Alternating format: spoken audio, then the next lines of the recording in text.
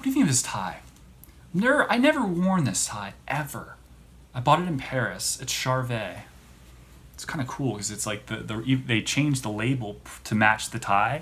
See that? It's like it's the same pattern as the tie. I think it's really kind of neat because it's completely unnecessary. It's very decadent.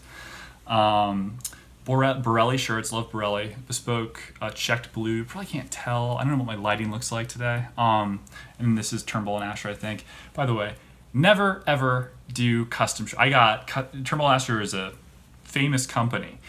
Custom shirts are a little too close to the body.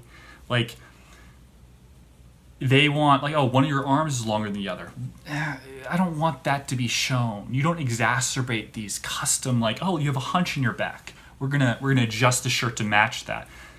No. Like, the whole thing of ready to wear is like a silhouette that's perfect. And it kind of masks all the problem. Your shoulders slope down to where it looks like you have like no like traps or muscle. No, we're gonna enhance that by making it match perfectly with your shitty shoulders and like silhouette.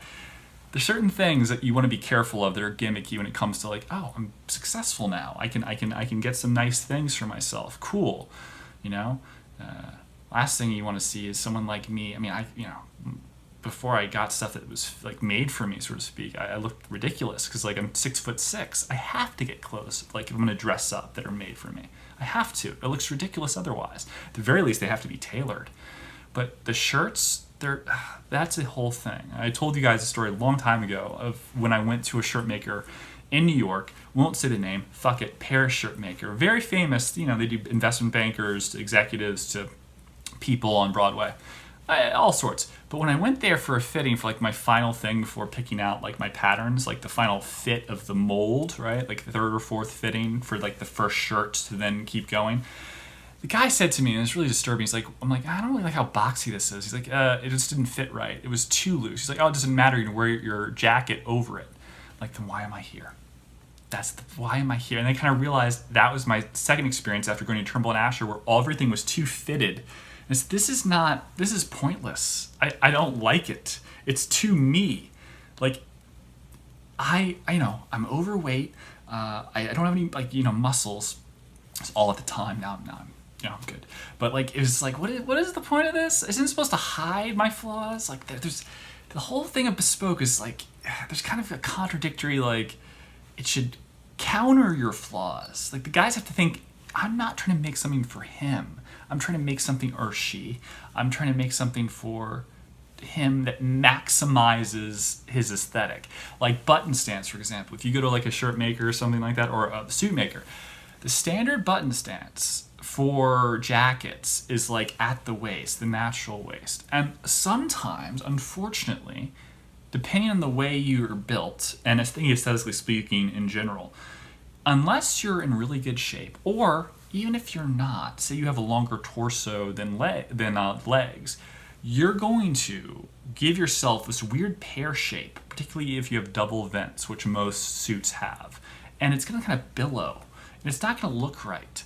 You want to maximize kind of like an inverted V. If I could give someone an example, like, well, all my suits now, the button stance is lower because I like it lower, because I have a longer torso.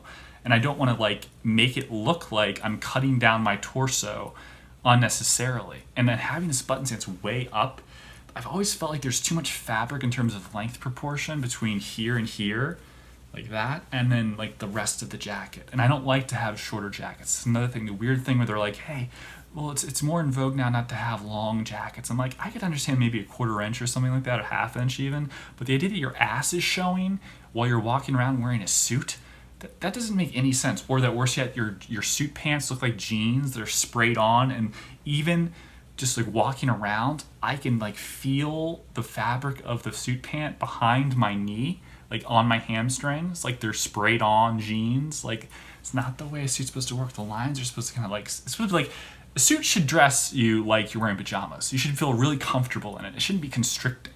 This whole like, oh, fitted means like it's a glove. No, it's counter. No. That's a jean thing. You got to be careful. And then the other thing, they like this fashion industry fucking guys over the jeans.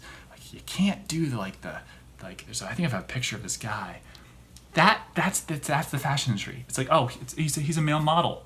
No, he's not. And high-waisted would be good on him. And when he dresses up those jeans, he wears a jacket, he's going to look ridiculous because the shirt's going to be way too long. They should work on these things. I'm just saying, maybe I'll take care of it. I'll do something with it. Make some jeans. BenBen. Oh, BenBen commercial for jeans.